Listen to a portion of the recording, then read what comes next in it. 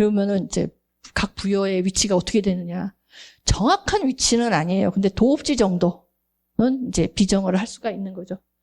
북부여는 졸본 홀순골성이에요. 졸본 안에 홀술공성이 있어요. 바로 전에 홀술골성이 있고, 고구려의 첫 수도였는데, 그 의주에 있다 그랬어요. 이게, 의사할 때, 의원할 때 그 의자인데, 이 의주가 없어요. 아무리 중국 지도를 찾아도. 근데 가장 유사한, 그러면서 어디가 나오냐면은 이제, 김부식이도 하는 얘기가, 의주가 없으니 가장 한 건 의무려산 아래의 북진을 가능성이 높다라고 나옵니다. 근데 그 북진에서 조금 아래쪽 의현이라고 있어요. 거기가 가장 유사할 것 같습니다. 저는 이제 그렇게 보고 있고, 그리고 이제 동부여 가서본은 가서본이라는 건 이제 불교식 표현이고, 가시바을, 이런, 그 신채호 선생이 또 분석한 것도 있는데, 그쪽, 선양에서, 우리 식으로 하면 심양이죠. 심양에서 조금 위로 올라가면 철령이 있고, 그 중간쯤에 동요하를 끼고 있는 평야가 있어요. 어마어마하게 넓어요. 버스 타고, 답사 다니는데 버스 타고 2시간을 달려도 평야예요. 그냥 끝없이 평야예요. 그게 개원평야거든요. 네.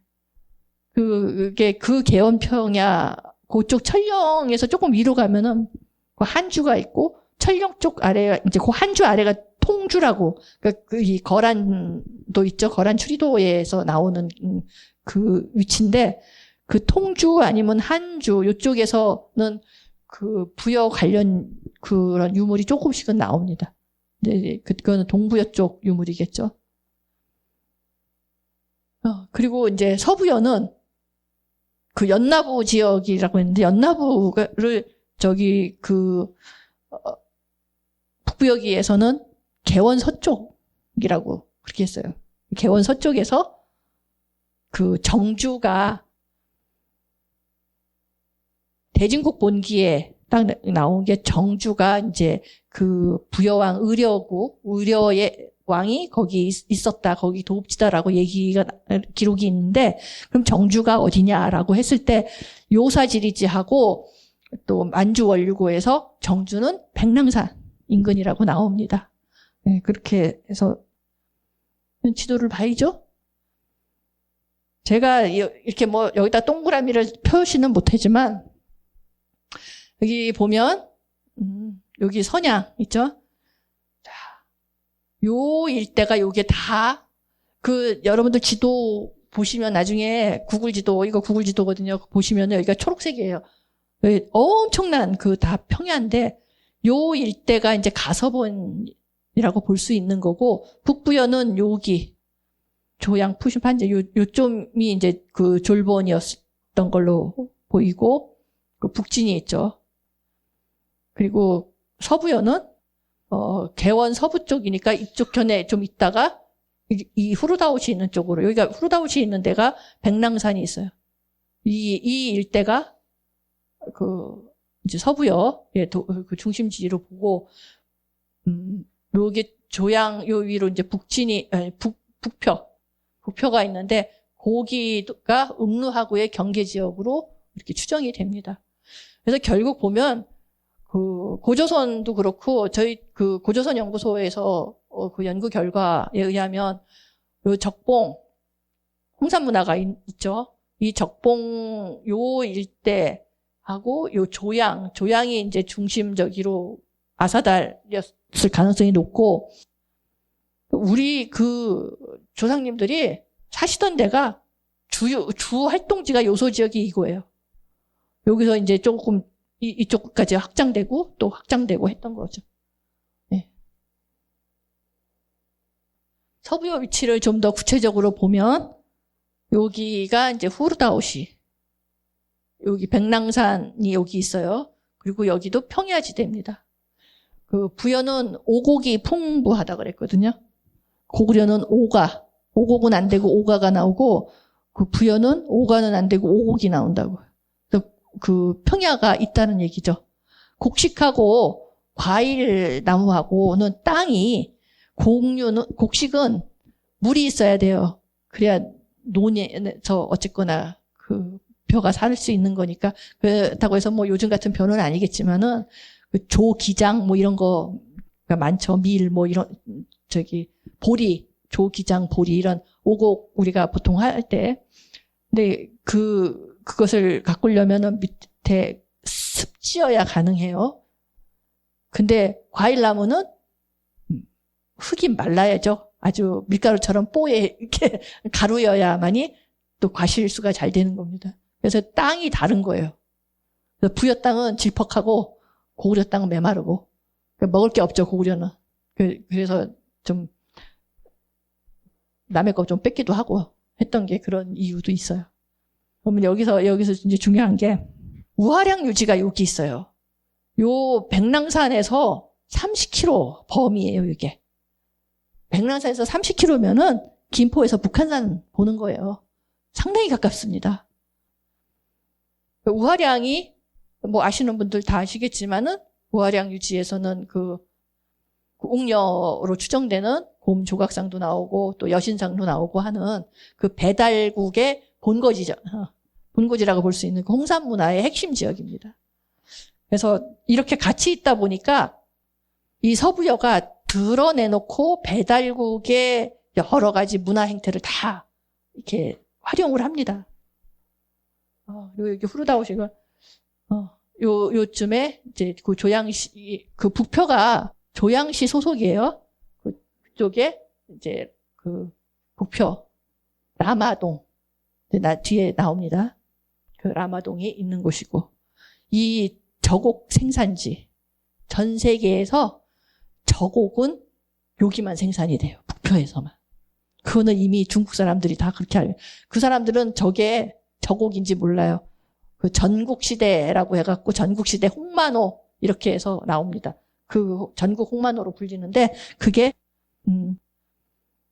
그 부여의 대표 유물 중에 하나인 거죠. 뒤에 자세하게 나옵니다. 그리고 이 백랑산을 넘어서 의려왕이 바다를 건너 외루 갔다라는 그 기록이 있어요.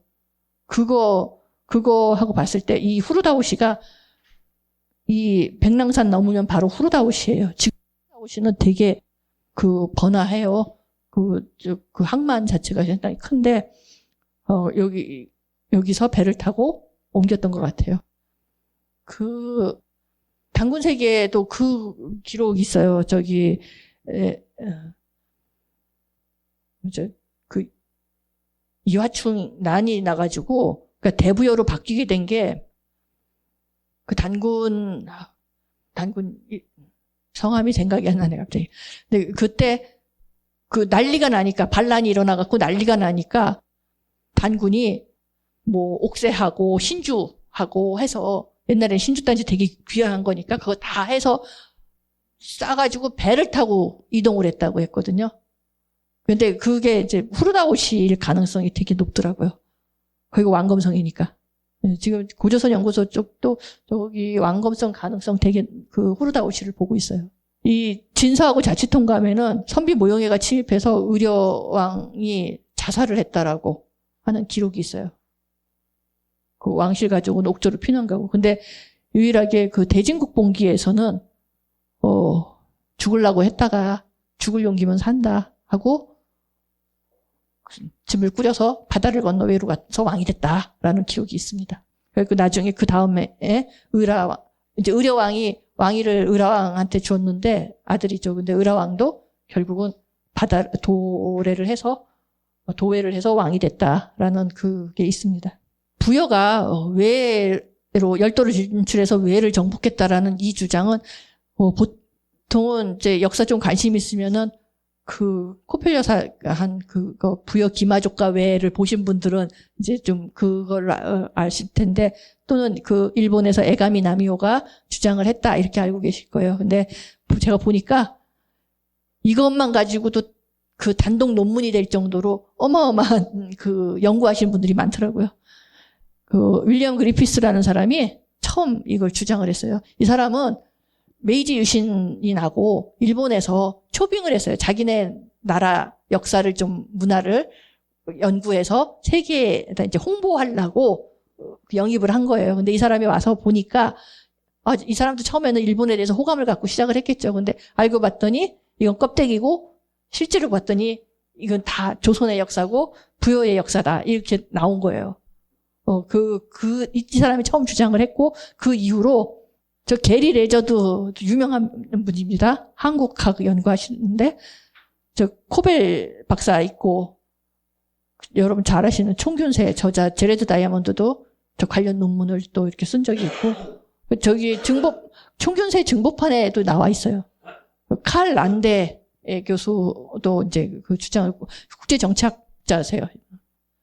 그래서 부여 세력이 외를 정복하고 고분 시대를 시작했다라는 거. 그러니까 한국에서는 이제 소수의 민족학자들이 이제 이런 주장을 하게 된 거죠.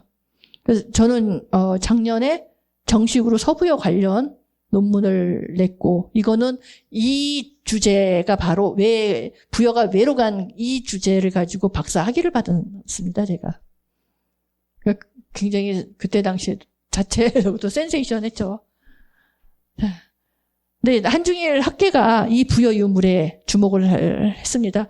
그 요령성 북표 라마동에서 출토된 유물하고 김해 대성동 쪽에서 출토된 유물하고 거의 복사하기 붙여넣기 수준의 아주 똑같은 게 나온 거예요. 그러니까 분명 그러면 이거를 수입했겠느냐라고 했을 때 이건 아니지. 또 뭔 문제가 있냐면요. 선행 분묘를 파괴하고 조성된 무덤이에요. 이 김해 대성동 무덤은. 그러면은 이 사람들이 내려와서 정복 활동을 했다라는 증거가 되는 건데 기존 지금 역사학계에서는 그거에 대해서 있을 수 없다라고 빼는 이유가 부여를 만주 북쪽 있죠. 요동 북쪽, 길림성 이쪽으로만 위치를 잡으니까 어떻게 고구려 때문에 어떻게 내려오느냐. 이건 있을 수 없다. 이렇게 나오는 거예요. 근데 저는 요소 지역에 있는 걸 다 문헌 기록을 통해서 다 확인을 했고 요소 지역에서 배를 타고 건너갈 수 있으니까 가능하다라고 보는 거죠. 그럼 어떻게 건너가느냐, 그리고 이제 일본 고분시대 출토 유물하고, 세 개가 다 똑같아요. 사진 나중에 보면 다 알아요. 근데 또 발견을 한 게, 오사카에서 을하신사가 발견이 됐어요. 이미 오래전부터 있었던 건데, 그 을하신사의 궁사가 증언을 하기를, 을하는 3세기에 한반도에서 왔고, 왕족이 되었다라는 그런 설명을 한 거예요. 저기 녹취록해서 다 번역해가지고 논문에 다 올렸습니다. 그리고 이제 말씀드린 대로 태백일사 대진국 본기에 이제 저런 내용이 또 있고, 을하신사 규모가 어마어마해요. 왕급 대우고 왕실에서 직접 관리하는 그런 신사였어요. 해안 시대까지는. 축구장 8개 면적. 어마어마하죠. 10만 평 규모의 을하지가 있어요. 저수지가 조성이 됐어요. 10만 평이면요. 국회 부지가 10만 평입니다.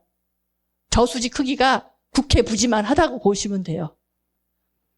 그리고 이제 왕실 창고라는 미야케라는 왕실 창고를 직접 이 을하의 후손들이 관리를 합니다. 이거 왕실 사람 아니면 불가능한 얘기죠. 그리고 이제 매월하는 월차제나 신상제 이런 왕실 조상한테 제사 지내는데 꼭 참여를 같이 하는 거예요. 그 왕실로부터 공물도 받고. 그리고 2차 대전 나기 전까지는 국내청에서 관리하고. 그러니까 왕실 거예요. 근데 지금은 이제 정리를 팽당한 거죠. 이게 잘 보이십니까? 이게 노란 선이 원래 규모입니다. 이게 원래 규모고 지금 규모고 이 안에 지금 여기 야구장도 들어가 있고 요거는 학교예요. 입구에 특이하게 이런 조그마한 바위가 있어요. 이거는 이제 을하지에 지금은 다 메꿔졌고 그냥 을하지가 있었던 터의 비석만 남아 있어요. 안내 비석. 요거는 그 을화신사의 그 홍보용 리플렛이에요. 그래서 여기 보면은 이제 3세기 때 됐다라는 뭐 그런 거 내용이 들어가 있어요. 거기서 모시는 여기 보면 수인왕도 모시고 있고, 요 을화에 대한 이 일본식 이름이 이거예요. 건풍 파두라 화기왕. 아까 말씀드린 이런 바위가 있고, 여기는 이제 신목이죠. 그 신사 안에 있는. 요게 야마토국 옥새입니다. 그 대화국인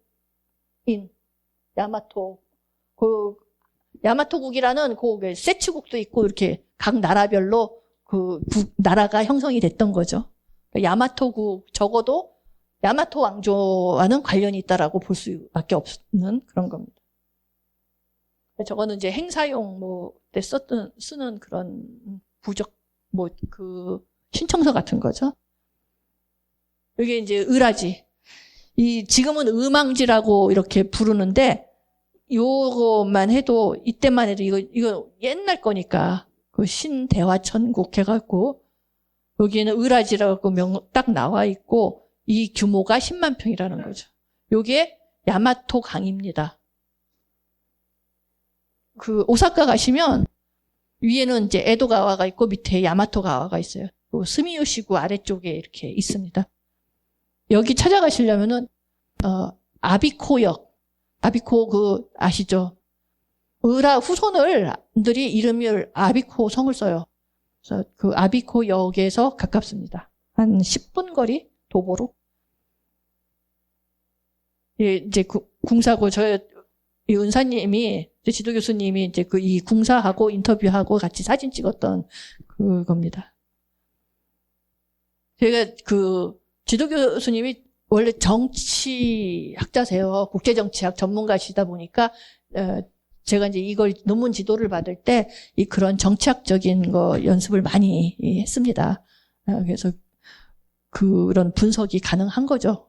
국제관계 이론을 많이 도입을 해서. 이 부여가 있던 자리, 이게 이제 중국 정사전 있죠.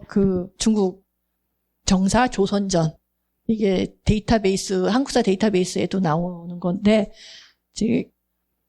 여기 보면은 부여가 늘 있어요. 삼국지나 진석까지는 부여가 있는데, 고구려도 있고. 근데 갑자기 저 송서부터는 부여가 없어지고 그 자리를 백제가 채웁니다.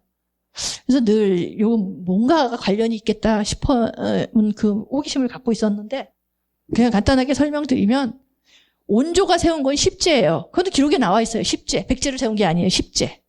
십제였고, 마한에 한 구팅이에서 그 땅을 줘가지고 마한 땅에서 시작을 했다가 야금야금 해서 마한을 다 잡아먹었어요. 그래서 십제가 이제 마한 땅을 거의 다 차지한 상황에서 이 부여하고 손을 잡고, 부여는 이제 망해갖고 왕실 일행이 이제 넘어오잖아요. 부여하고 손잡고 백제로 만든 것이다. 저는 이제 그렇게 봅니다. 그래서 백제 안에 부여 세력이 있었던 이유도 바로 이런 관계였기 때문에 가능하다. 백제라는 걸 지금 송서에 416년 기록이 이제 첫 기록이고, 그리고 주석에 달려있는 거지만 백가제나 요서경략, 이게 길다 맞다 해가면서 말들이 많은데, 이게 부여하고의 관계에서 나오는 말들입니다. 뒤에 자세하게 나오고, 구태사당도 건립돼 있고. 근데 이제 책계왕과 대방왕이 옹서간, 장인 사위간이라는 거예요. 대방은 대방 땅에다가 나라를 세웠다고 했잖아요. 천도를 한 게 이구태왕입니다. 근데 이제 봐요. 대방은 우리와 장인과 사이관계 나라니 그들의 요청을 들어줘야 한다. 이 책계왕이 대방왕 딸 보가를 부인으로 맞이를 했거든요. 그러면 장인 사위관이 맞죠? 네, 근데 이제 나라가 위태해졌으니까 구원을 요청했다. 도와줘야 된다 하는 거였고. 자, 대방은 바로 서부여가 대방 땅에다가 세웠기 때문에, 천도를 했기 때문에 대방왕이라는 거는 결국 서부여를 지칭하는 말이다라고 볼 수 있는 거죠. 대방군이라면은 이때는 대방군이 나오면 안 돼요. 언제적 얘기인데, 이거는 서기 3세기 얘기인데 3세기 말이잖아요. 근데 그 대방군은 서기 전 얘기고 그거 이미 끝나고도 한참 끝난 얘기죠. 근데 이제 옛날 대방군이 있던 그 땅이었기 때문에 대방 얘기가 계속 나오는 거죠. 그거는 이제 별칭 같아요. 우리가 저기 경상도, 전라도를 영남, 호남 뭐 이런 식으로 부르는 것처럼 그냥 오랫동안 어떤 별칭처럼 쓰는 거죠. 근데 대방 옛 땅에 나라를 세운 게 부여왕이기 때문에 결국 대방은 서부여를 의미한다. 그리고 백제무왕이 당 고조에게 대방군한 백제왕으로 책봉을 받은 기록이 있어요. 그러니까 그거 자체가 저기 옛날 분들은 뭐 주렁주렁 그 경력을 쭉 붙여서 뭐 하잖아요. 거기에 대방군 왕이라고 이렇게 나온다는 거죠. 그럼 대방과 관련이 있다라는 얘기거든요. 이 백제무왕 같은 경우는 이미 이때쯤 되면 이 부여가 백제 십제하고 합쳐져서 백제 안에서 다 녹아 들어갔다라는 얘기예요. 이 백제의 위치를 여기 이제 뭐 마하는 서쪽에 있는데 하고서 쭉쭉 이런 기록이 있어요. 이거를 정리를 하면 요게 나와요. 사만은 면적이 4천이에요. 근데 사만 자꾸 생각하면 이 대한민국 아래쪽 이쪽만 보아요. 지금 대한민국 땅만 사만인 걸로 이렇게 보는데 그게 아니라는 거죠. 사만의 규모는 4천이에요. 우리가 한반도를 뭐라고 해요? 3천이죠? 천리가 어디 갔냐고요. 그 천리 거기에 있다는 거죠. 그 대방의 남쪽과 서쪽은 바다. 대방의 남쪽과 이 마한이 사만 중에서 마한이 백제가 마한에 있었다고 하니까 이 마한이 대방의 남쪽에 있고 동쪽과 서쪽은 바다 있고 또 이 서쪽에 마한, 동쪽에 진안 이런 식으로 다 있다는 거죠. 마한 북쪽은 낙랑과 경계가 되어 있고 백제는 옛 마한 땅이다. 대해 북쪽, 소해 남쪽. 소해가 어디냐면은 대해는 지금 큰 바다지만 소해는 바로 발해를 소해라고 해요. 중국 사람들이 하는 거예요. 소해. 요 내용을 정리해서 위치를 대략적으로 보면 이런 형태가 나와요. 그럼 뭐가 나오겠어요? 바로 요동반도가 나옵니다. 백제는 요동반도, 마한도 요동반도고 요동반도에서부터 시작을 했다는 거예요. 백제 땅은 요동반도입니다. 그러면 이 위치가 여기니까 아까 뭐였어요? 후루다오 여기 있죠? 배 타고 오기 좋습니다. 이동 가능한 거리예요. 발해만이니까. 그러니까 백제가 여기 있다가 이제 점점 그 고구려로 인해서 밀려가 나가기도 하고 처음에는 확장해서 백제가 잘 나갈 때가 있었죠. 한반도 남부까지 다 이렇게 확장했다가 또 저기 고구려한테 밀려가지고 요동반도 뺏기고 밀려서 한반도로 이제 들어갈 수밖에 없었던 그 후대로 갈수록 그런 상황이 왔습니다. 이거를 그 칼 란데의 후견 피후견 이론으로 해서 그 백제 부여 관계를 했습니다. 정리를 하니까 이런 게 나와요. 후견 피후견 뭐 복잡한 거 아니고요. 그 일본의 오야붕 꼬붕 관계. 그렇게 생각하시면 돼요. 오야붕과 꼬붕의 관계에 그 특별함이 있죠. 예. 후견국가, 이럴 때는 이제 피후견국이 생존의 위협을 당했을 때 이런 이제 동맹을 맺게 된다는 거예요. 일반적인 동맹하고는 좀 다른데 그 선비 모용의 침략으로 인해서 부여가 위기에 처했을 때 이런 선택을 한 것 같습니다. 그래서 이제 중요한 거는 뭐냐면 백제는 대규모의 해양 세력이었고 그 부여는 북방 기마 세력이에요. 뭔가 하나씩 부족했는데 둘이 합쳐짐으로써 엄청난 시너지를 만들어냈다는 겁니다. 서로 주고받은 게. 백제에서 부여를 주는 거, 이게 바로 백가제가 의미하는 것들입니다. 바닷길을 개방해주고, 배 타본 놈이 아는 거죠. 그 바닷길은. 그러니까 바다를 잘 아는 백제가 그거를 안내를 해주지 않고서 단독으로 말만 타던 부여가 바다를 건널 수가 없는 겁니다. 그래서 그런 도움을 받았고, 또 위구태 사당을 또 이렇게 저어주었잖아요. 근데 이제 부여가 백제한테 해준 거는 요소 경략을 하는데 그 그래도 그 부여의 나와바리였잖아요. 자기 근거지였기 때문에 그런 지리 정보를 제공해 줄 수 있었고, 그리고 잔존 부역의 세력이 도와주고, 또 전쟁, 그때 당시 전쟁을 하면 모든 물품은 현지 조달이에요. 기본적인 것만 갖고 다닙니다. 그래서 현지 조달이 가능하게 해줬다는 거죠.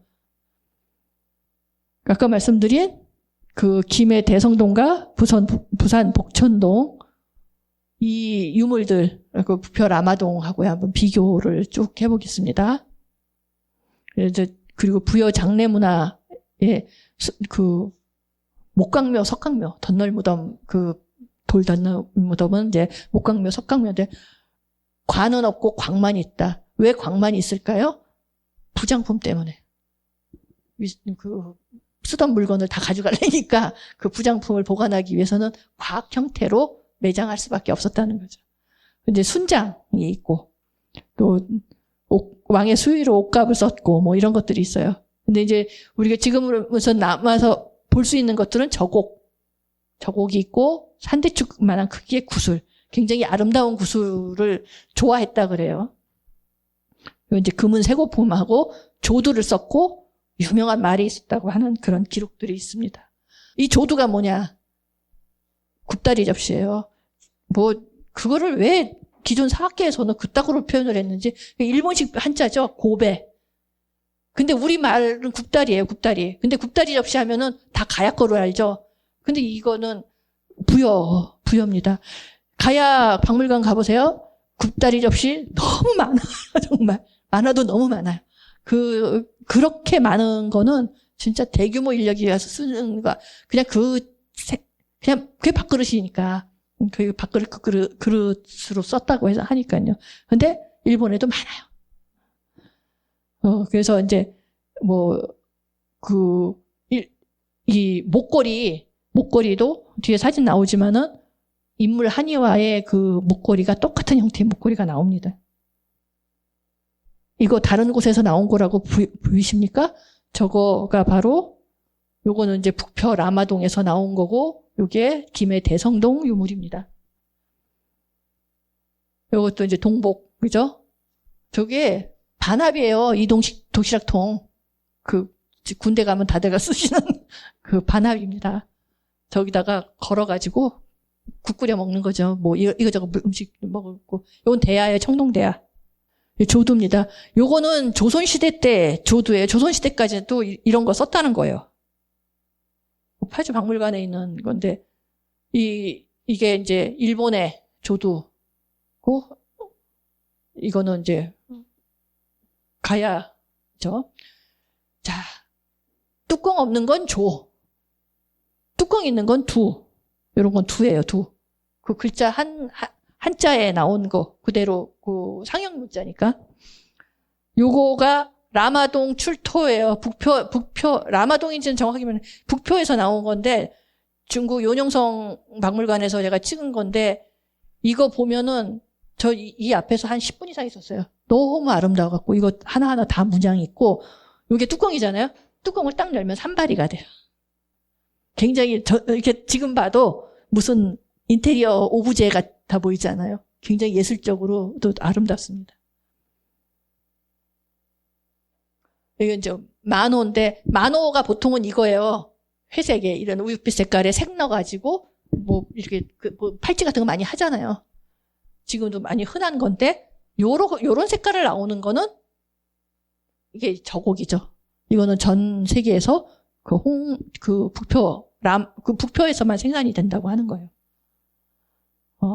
그리고 요게 이제 그 한의와 인물에 나오는, 이게 크기가 산대추만한 크기의 구슬, 그만한 거죠. 산대추는, 그 재배대추는 커도 산대추는 그 방울토마토 크기만 한 거예요.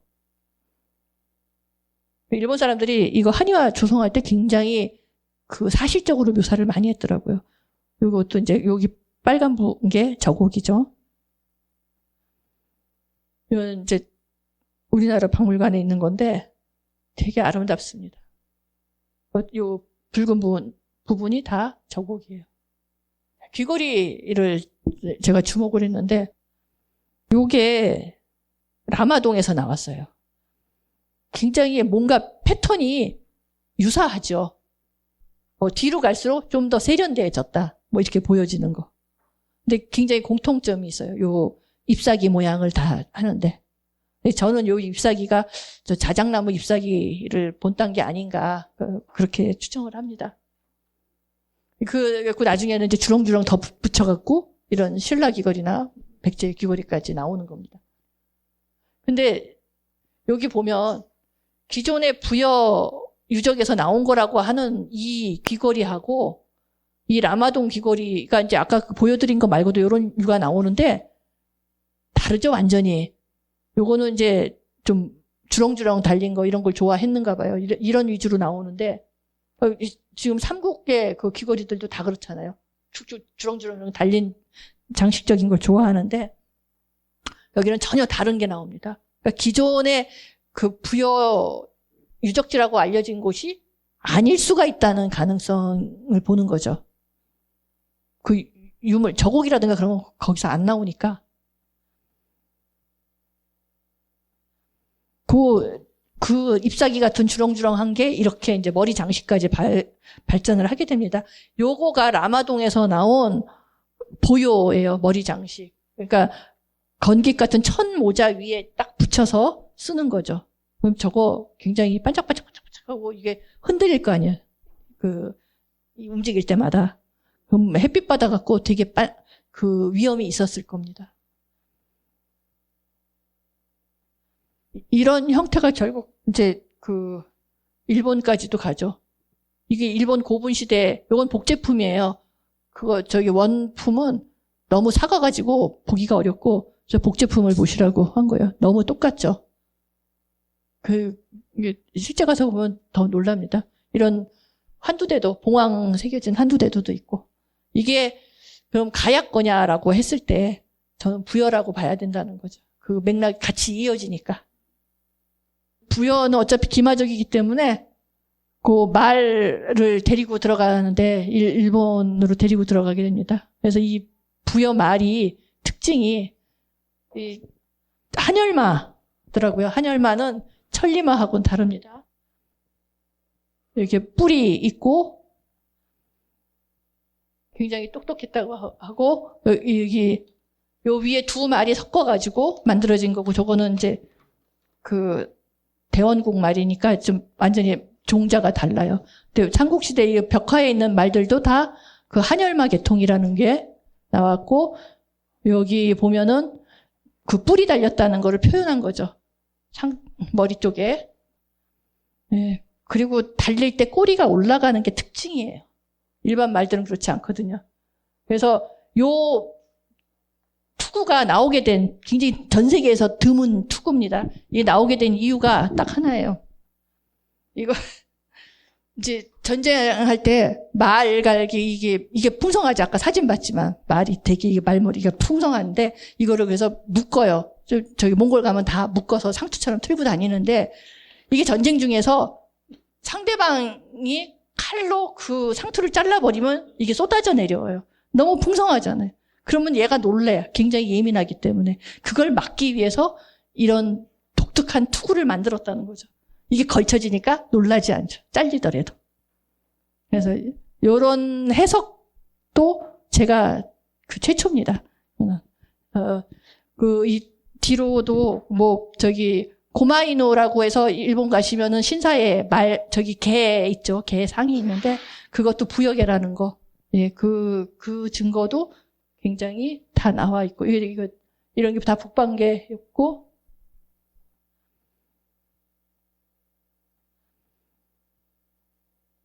네, 이런 원인으로 해서,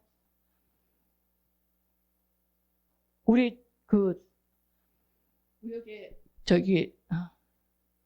요 털개는 다 없어졌고, 지금, 여기 귀가 접힌 애들도 있다는 거예요. 우리 토종개라는 거죠. 귀 접힌. 고마이노 가면 귀가 접혀 있어요. 네. 사진 하나만 더 보시고. 네. 요 고마이노와 가장 흡사한 게 이 그림 속에 나온 거. 덮을개라고 해서 이 개일 가능성이 높다는 거죠. 구한말까지 있었어요. 그러니까 해방 그 시점까지도 있었다라고 해요. 그런데 이제 지금 다 멸종이 된 그런 거죠. 결론하면은 이제 워낙 방대한 양이어서 그런데 이제 이 부여가 분국 과정을 통해서 건국이 됐고, 그리고 그 부여 기마 세력과 해양 세력이 합쳐서 백제가 이루어졌으며, 그리고 이 부여 왕실 세력이 한반도 남부를 거쳐서 열도를 진출해서 정복을 했다. 요거는 이제 뭐 급하게 보여드리긴 했지만은 지금 기본 연구가 되어 있기 때문에 계속 제가 추가적으로 심화 연구를 할 겁니다. 그리고 이제 일본에 가면은 거대 고분이 많이 있어요. 그 고분은 바로 그 우아량의 홍산문화 그거를 벤치마킹 한 거다. 이렇게 해석을 하고 있고요. 임나 일본부로 자꾸 하는데, 임나라는 말에 미마나라고 하는데, 그거는 신의 뿌리라는 의미거든요. 옛날 고대어를 해석을 하면은. 그러니까 신이 거기서 왔으니까. 걔네들 신이 그거죠. 그 일본 왕을 이제 신으로 보니까 그 신의 뿌리가 있는 곳이 임나다라는 거예요. 그럼 결국 뭐, 한반도 가야 쪽에서 이렇게 들어간 게, 그 언어 자체로 봐도 맞지 않겠나, 이렇게 봅니다.